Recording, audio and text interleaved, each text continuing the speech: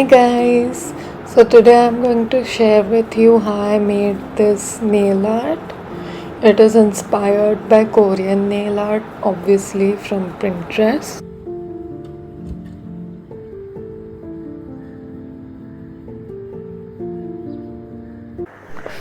So here I'm starting with filing my edges of the nails. I'm doing this so that the overall structure and the shape of the nail becomes more rounded rather than squarish. You can see that there is some pink color product on top of my nail beds. That is essentially a rubber base which I had applied before my previous set to provide my natural nail some strength and protection. Here I'm filing it off because I'm going to follow up with a peel off base coat before I top off my nail with a press on basically.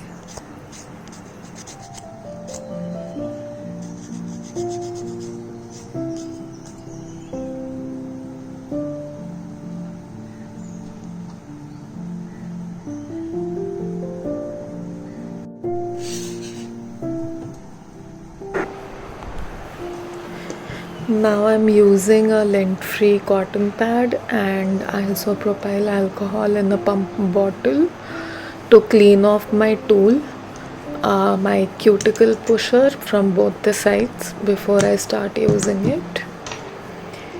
Make sure that all your tools are sanitized. Since I do my nails myself and these tools are basically only used on me, cleaning it with isopropyl alcohol is enough between consecutive uses. You want to apply small dots of the product cuticle remover, as you can see, and spread it out with the back of your cuticle remover. It is important to spread it across your entirety of your cuticle so that all the dead skin from your nail bed is removed.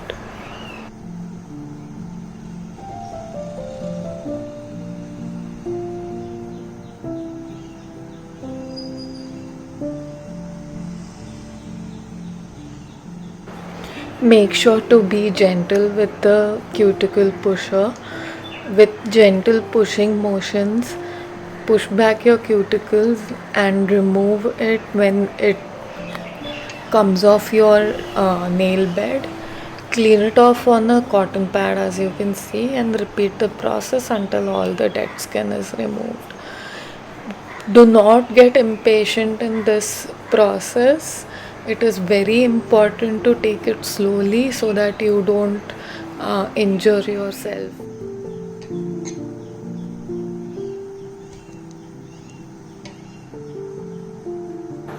It is important to remove all the dead skin from your nail beds so that you don't experience your nail extension peeling off in the middle of your usage. Essentially, it increases your nail extension's retention period. The cleaner your nail bed is, the longer your nail extension will last.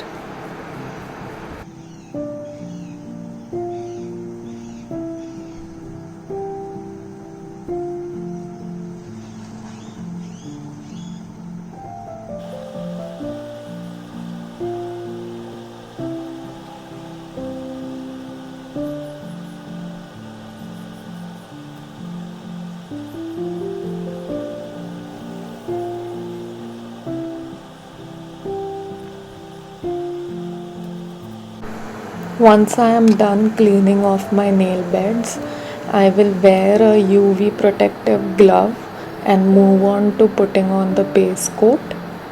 Here I am using the peel off base coat. Make sure that you are using a peel off base coat only if you are looking for short term retention. Basically, you are looking to wear your nails for a short term. If you are looking to wear your nails for a long term, you can continue over here with either the rubber base as you saw me removing before, or a normal base. Next, you have to cure the base coat under the lamp for 60 seconds. Once your base coat is cured, remove the sticky layer from it with isopropyl alcohol.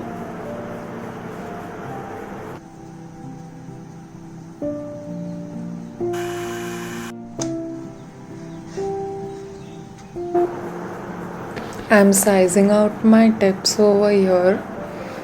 These are the soft gel tips that I'm using. They are short coffin shaped tips. As you can see, I size out each and every tip on my finger and see if it is matching closely with my cuticle.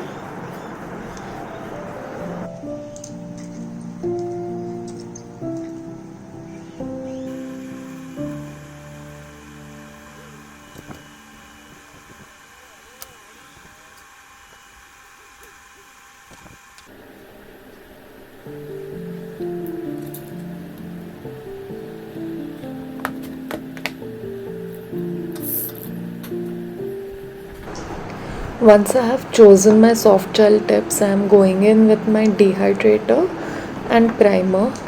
I have the Emigel brand dehydrator and primer, but you don't have to use this specific one. Please go ahead and use any one that you have. If you don't have a dehydrator, make sure that you clean it off, clean the inside of your soft gel tip with isopropyl alcohol or acetone.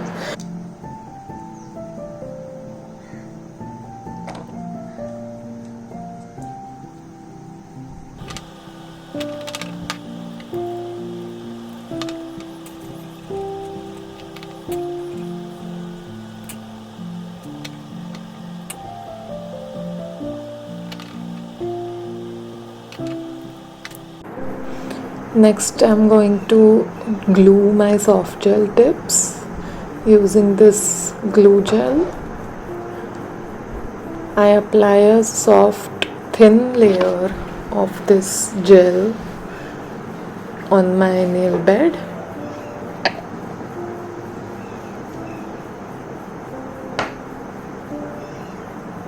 And then I apply a thin layer on my gel tip as well, and also pull a little bit of extra gel near the edges so that I can have adequate glue across the entirety of my nail bed.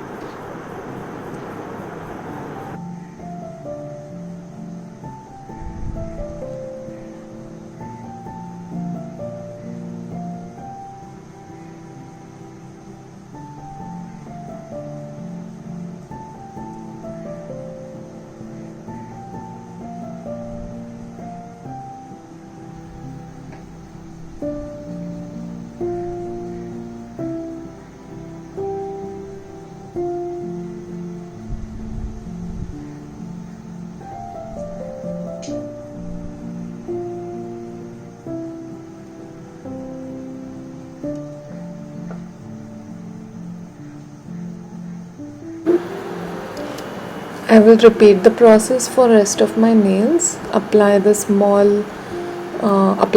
layer on your nail bed and also inside the glue tip, and pull a little bit again at the edges and stick it on.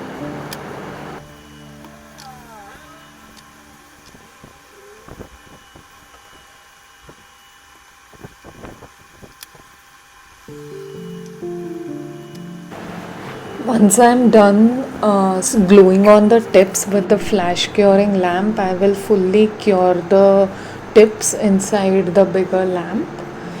And then as you see me doing over here, I will sand off any extra glue that has oozed off from near the cuticles or any of the edges for that matter.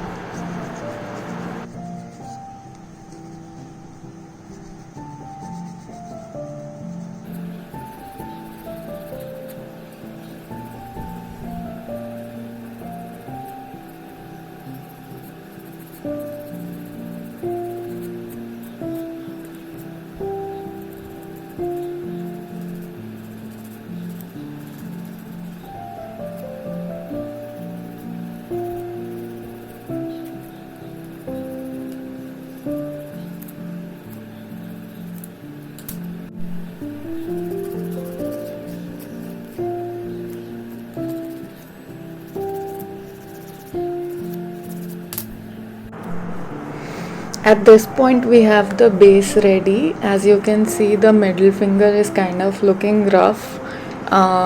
That's because I tried doing a foiling technique on it but was unsuccessful because of it being my first time.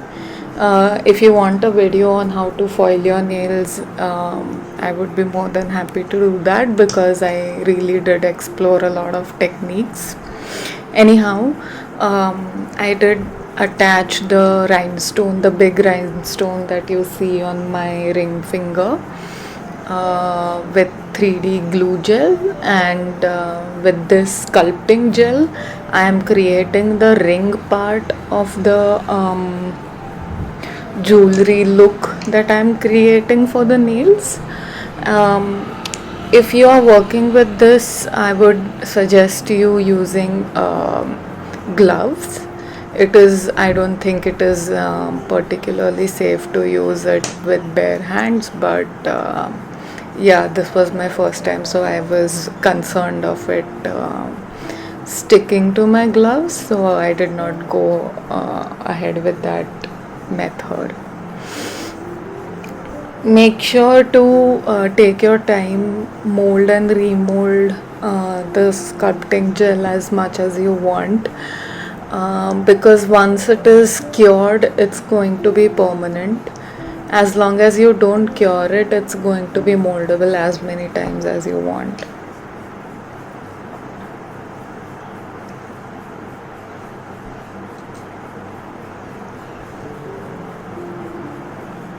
This kind of gel will usually directly stick to any base gel that you have applied on your nail.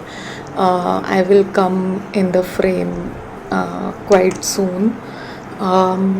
So don't be afraid of using it. It's very forgiving. As you can see, I used the clear gel and kind of my finger oils have gotten into the clear gel and it has made it cloudy. It is anyway going to get covered up with chrome later on, so it doesn't really matter. But if in case you were really looking for the clear look, I would really suggest making sure that you use a glove while handling this kind of a gel.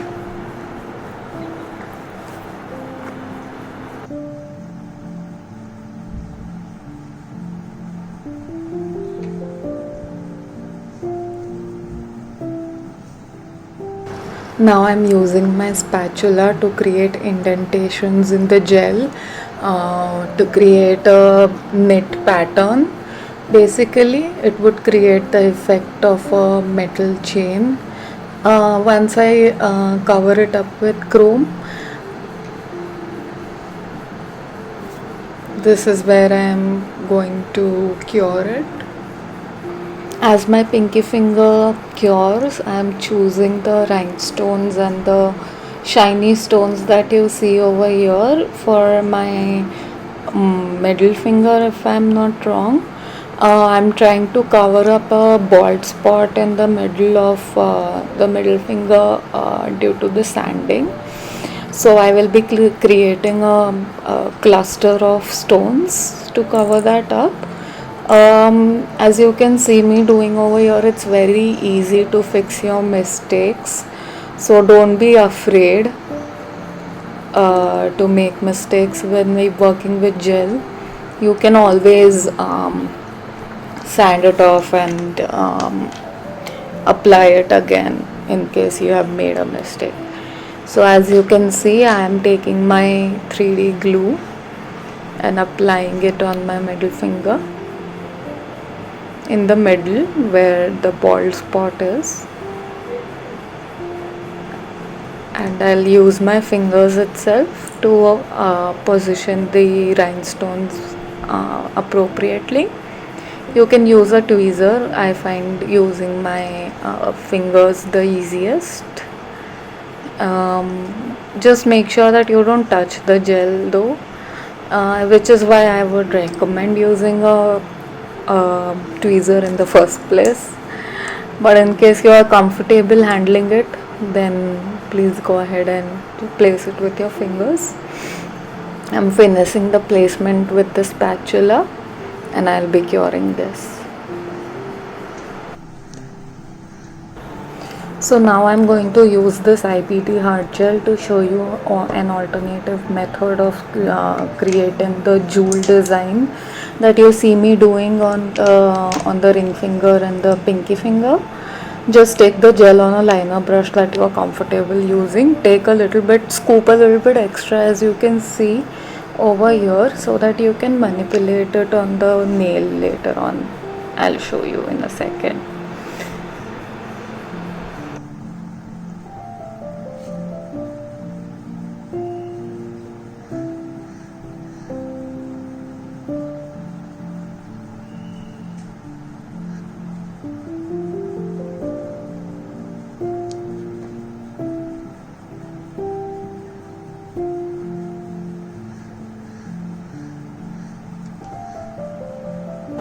I really suggest using the sculpting gel in case you have it. In case you don't, just make sure that you are flash curing the hard gel really fast. Otherwise, it self levels out and does not retain the 3D look that we are looking for over here. So, yeah. So now I'm going to apply the rhinestones on my pointer finger over here.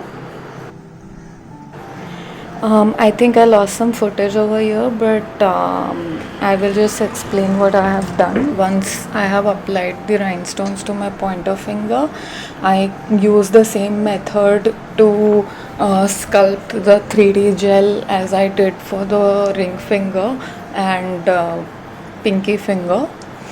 I'll create two snakes and then apply it across the nails to make it look as if it is a ring. You'll just see it in a sec how it looks finally. I really like how maximalist yet simple it is looking. Let me know if you want a video on how to do the chrome application. I hope you like it, guys. Thank you. Bye bye. See you until next time.